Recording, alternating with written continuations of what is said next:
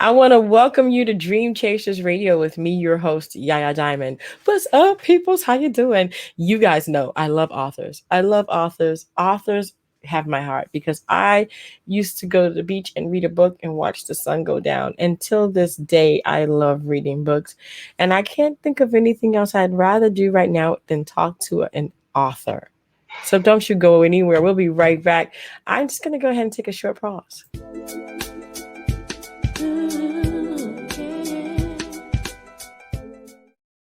And the short pause is over because I can't wait any longer. I have to talk to this author. And I want to welcome to the show. I want to have her say her name because sometimes you guys know I'm bad at names. So sorry. Welcome to the show. So is it Flori? It's Flori Ah, Paquetter. I did it. Yay! Welcome to the show, Miss Paquette. Thank you so much for joining us. So tell me about yourself and tell me how did you know you wanted to be an author? How did you know you wanted to write? It was just inside of me. I don't know why.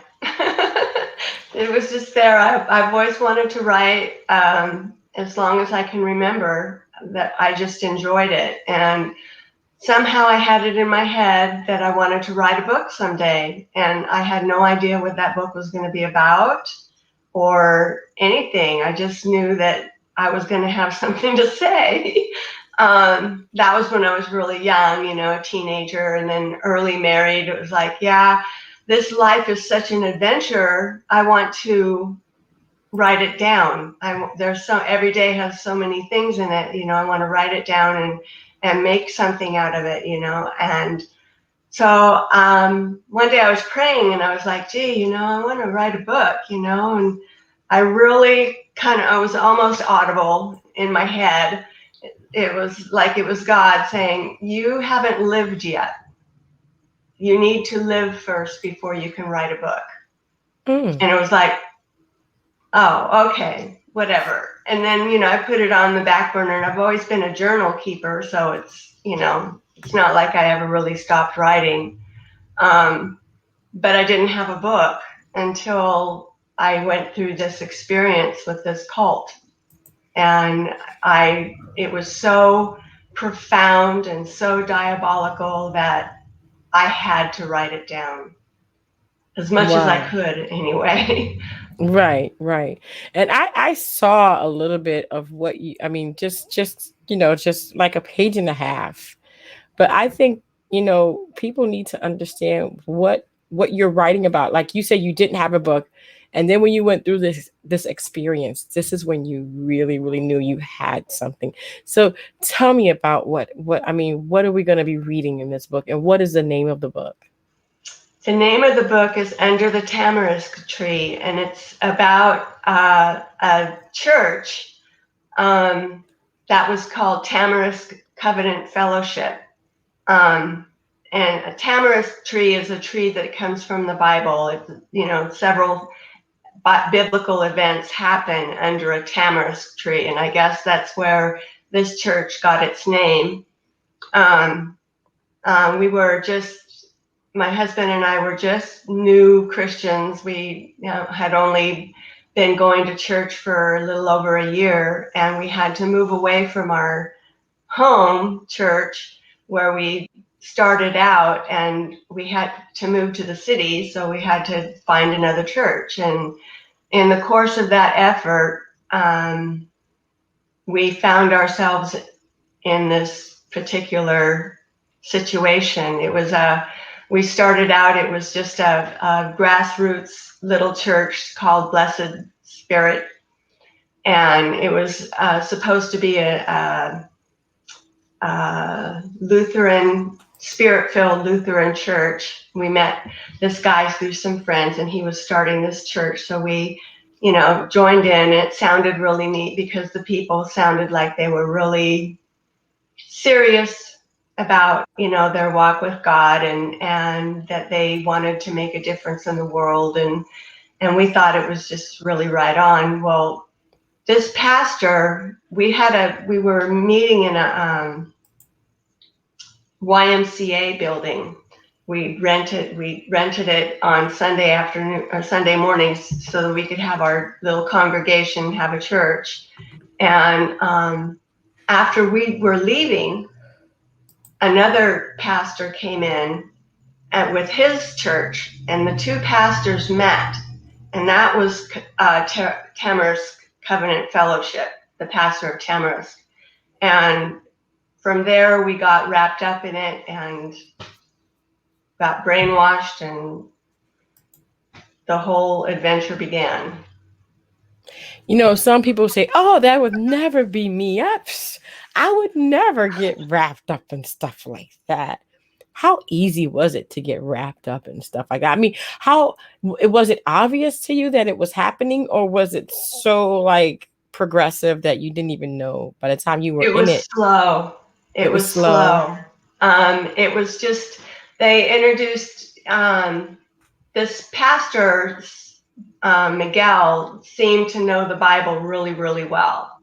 And we were just new to the Bible, so we didn't know it really, really well. And he was able to interpret scripture in such a way that we ended up believing, along with the other people in the congregation, that we had to obey him in order to be walking with God.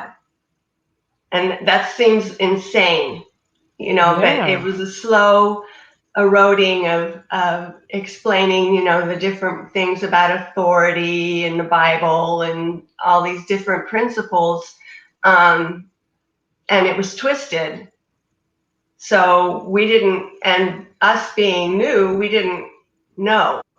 We Wow. just, we thought we were going the right way.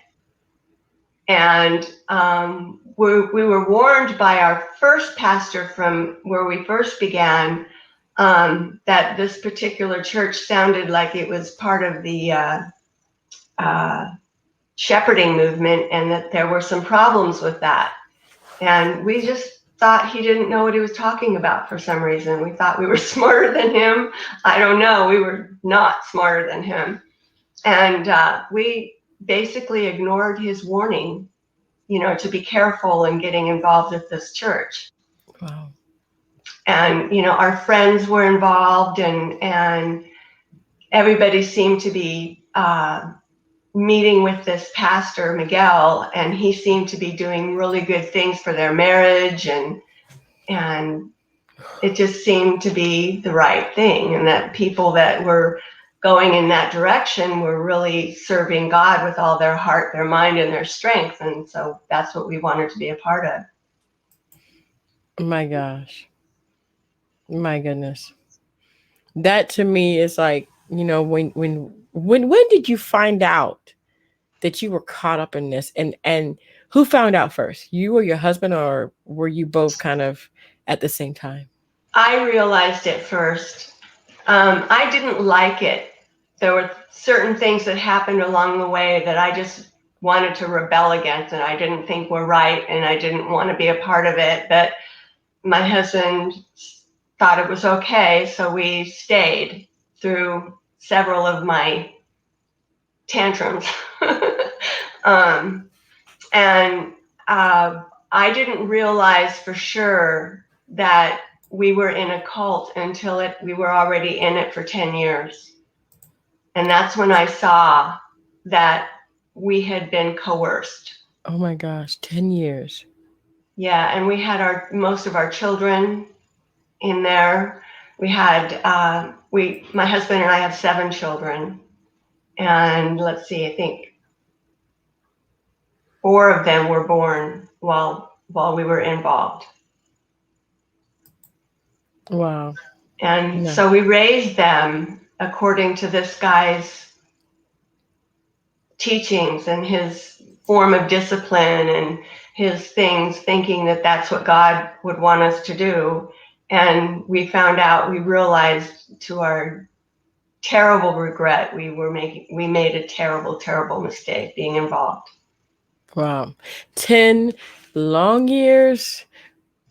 And I don't know how many times that you threw your tantrums. But my gosh.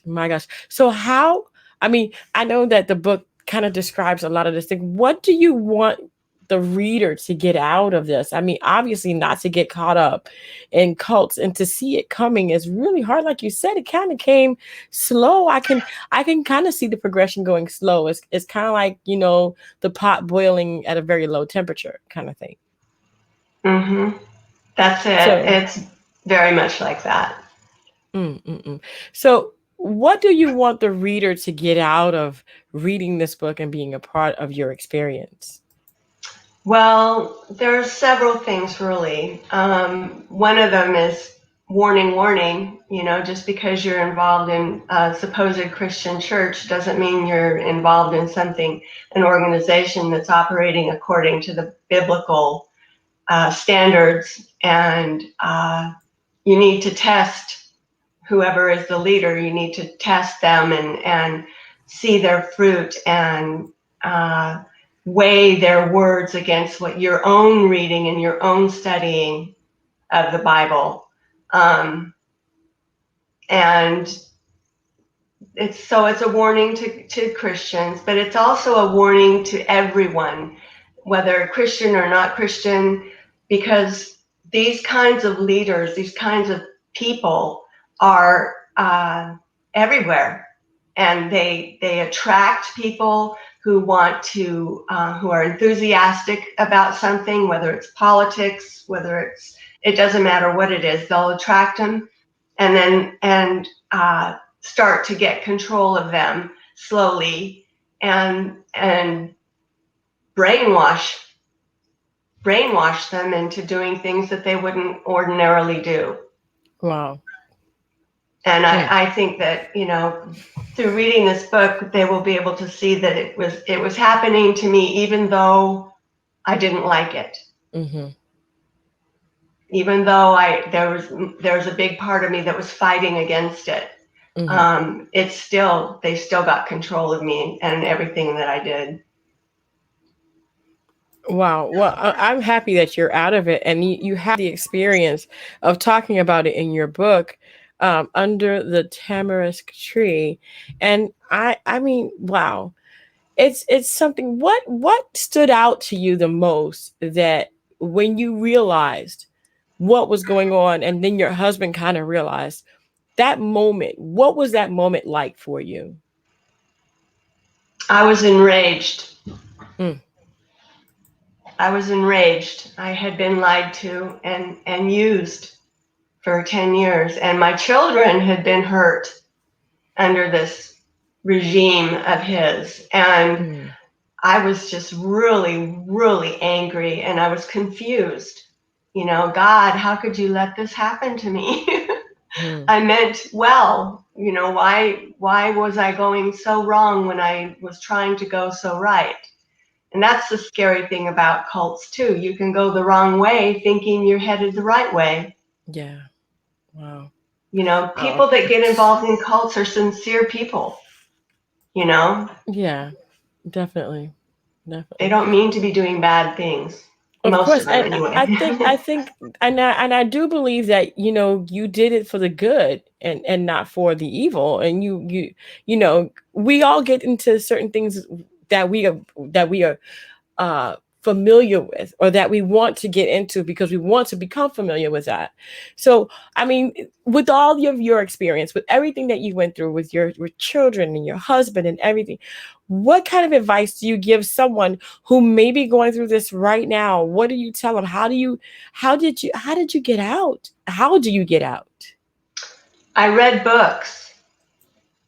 I found some books. A book started circulating amongst the people. What happened was basically it just fell apart because we started talking to each other and sharing with each other things that we weren't supposed to talk about or share about what he had done.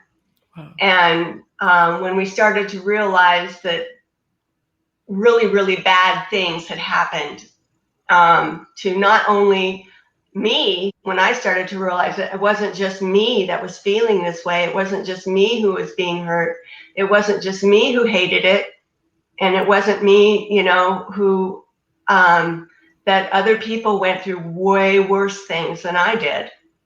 Um, I don't even know if I want to know.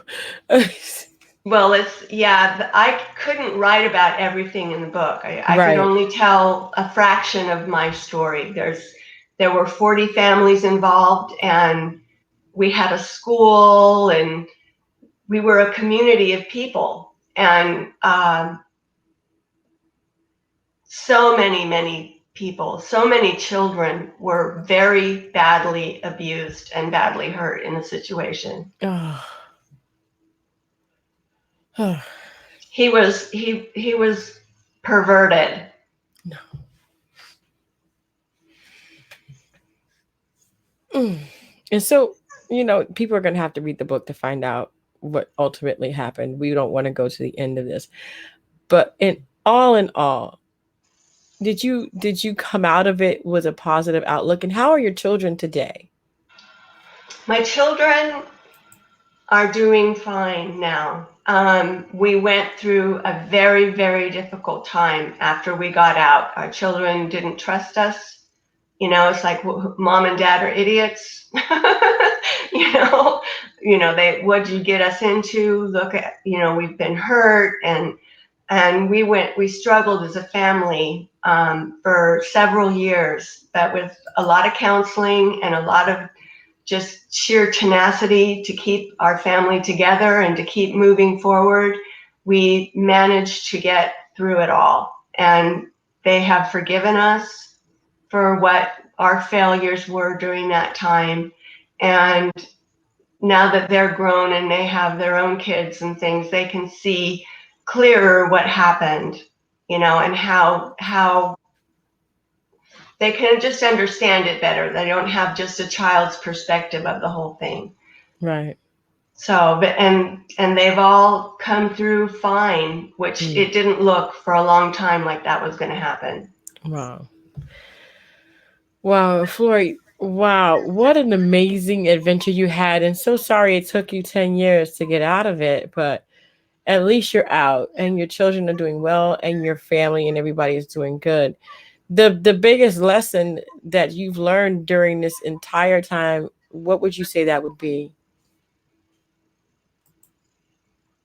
Don't judge a book by its cover, if you want a cliche. Okay. I like that I one. mean, that goes for a lot of different things, because a lot of the experiences that I learned how much of a prejudiced person I was, Mm. toward other people. I prejudged them, and I was critical toward them, um, and getting a major piece of humble pie to chew myself. I learned that I'm not the smartest thing on the planet, and that to listen to people and what they're going through, and not to just assume that somebody, because they're in a cult, they're weird, you know, not to just assume the way somebody looks, like if they're struggling with their family, that they're, you know, not good in some way or whatever, and just listen and think before you talk, and just listen, you know. Oh, wow. That's a big lesson to be learned. And it takes years, obviously. But I want to thank you so much, Flori, for being on the show, man. And, this is a big deal. Where can people find your book? I know we've been flashing it, but I'd like to hear it from you as well. And I know you do have a website as well, booksbyflori.com. Mm-hmm. Mm-hmm. And it is sold on Amazon as well. It is sold on Amazon and Barnes and Noble, Target. It's kind of all over the place. I would Okay. go to Amazon, because Okay. that's the Yeah. Hmm. easiest way to get it. Awesome. And is paperback or is it There's hardcover? paperback, and I do believe there's an ebook, Mm, and there's a okay. hardback. Okay, great, great. Well, I want to thank you so much for being on the show. I tell you one thing, I commend you for getting out, and I definitely love it. I'm so thankful that you are out and that you would, if you had to do it over again, would you do that again or would you change it? Or did it make you who you are today? It made me who I am today, and the things that I learned, were very painful lessons, and I'm very grateful for them.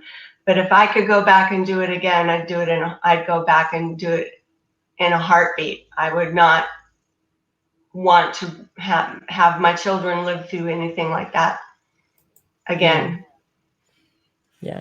And so that's the biggest thing, and a lot of people say, well, why do you ask these questions if you could go back? Because see, there are people right now beginning their journey, and they might be beginning this. So with Flori's suggestion is, if she could go back, she wouldn't do it. We really want you to think about what you're getting into before you get into something, because that would be where Flori would say she would change her direction. So, if you have any problems or anything, get help, get counseling, and listen to the people on the outside looking in, because that'll be a big thing. That'll be a very big thing. Flori, again, thank you so very much. Can people reach you? Can they talk with you, email you, probably on your website? Yeah. I have a website. It's flori.paquette@yahoo.com. Oh, I'm going to put that down because I didn't have that. Flori. And then it's Paquette, right? P-A. Flori.paquette. Flori. Okay, see, I knew it. At Yahoo?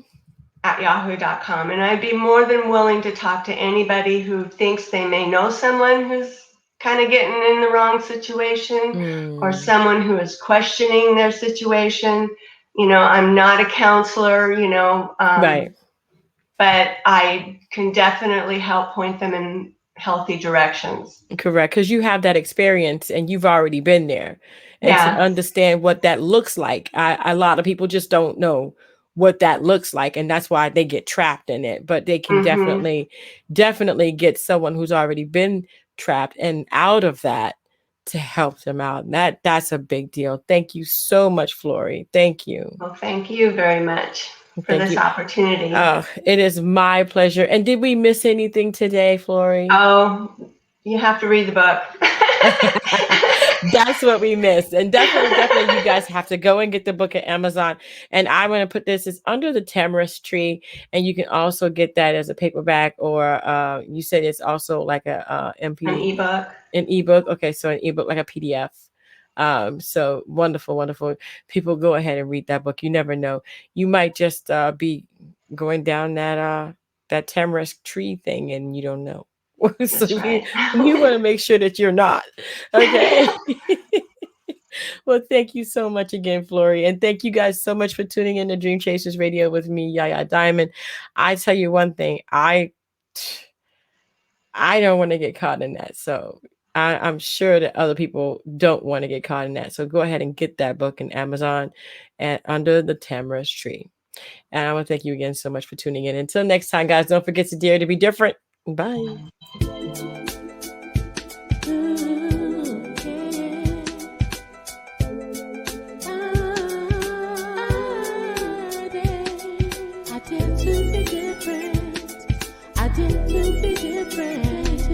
I dare to be different. I dare.